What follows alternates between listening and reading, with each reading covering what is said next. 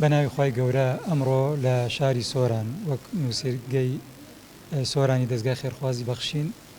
بە هاوکاری و هەمانجی لەگەڵ چەند خێرخوازێکی هەولێر و سۆران هەستاین بە دابینکردن و دابشکردنی جلوبەرگ و پێداویستی قوتابخانە بۆ نزیکەی 130 منداڵی بێباوک. خی گەورە پاداشتی خێرخوازان بداتەوە کە هاوکارمان بوون و دەستبارگرمان بوون بۆ جێبەجێکردنی ئەو پرۆژەکە تەوان جلوبەرگ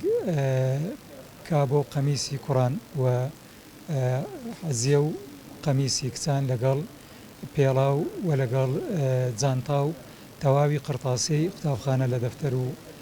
قەڵەم و قەڵەمتراش و سەرجەم پێویستەکانی قوتابی کاچی پێویستە بۆمان دابینکردوون ئەلحەمدوللا. دووبارە داواکارین خی گەورە پاداشتیان خێرخوازانە بداتەوە و بەرەکەت بخاتە ماڵ و سەرەت و سامانیان وەخوای گەورە سەربەرزیان کە دڵی ئەو منداڵە بێباوکانیان خۆش کرد و داواکارین لە خوشکانمان لە قوتابیان بە ڕێزانە هیواداری ئینشاءڵڵا مۆفق بن و سەرکەوتوو بن و ئیسفادە لەو جلوبەرگ و لەو پێداویستیان بکەن. الحەمدوللا دەستخۆشیان لێکەین زۆر شتێکی باشە لەو بێمەعاشەیە کە ئەو پێداویستیانیان دابین کردیان و دەستخۆشی لە ئێوەشەکەم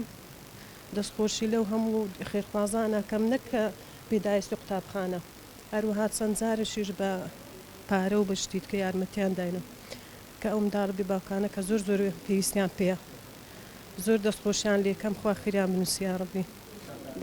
دەستگای خێرخوازی بەخشینەکەین کو منداری بێباوک ئەوە تشتانیان دایتێ خوا خێریان بنووسیتن کو منداری بێباوک ئەو تشتانە ئەدەنێ بە قورعان ئەو جلکی تەلەبە و منداران و پێلا و جانتا و جلک و هەموو تشتیان پێداون خوا خێریان بنووسی ئینشەڵا. بەس عیدارانی باش نییە ڕاستی معاش نینن تاوە نینە جا بەخۆشتە تشتێک مڵۆ منداران نەکڕیە